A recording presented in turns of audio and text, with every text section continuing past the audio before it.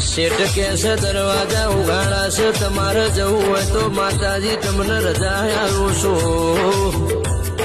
લક્ષ્મી જાય એટલે પાછળ નીતિ એવું કે છે, શેઠ મને ચેડ ને ચેડ રજા આલો ન દેરા.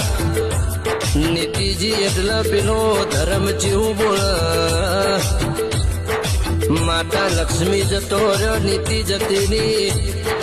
મારું ધર્મ નું હોય તમારા શેઠના ઘરમાં કશું કોમ નથી, મને જવા દો ને.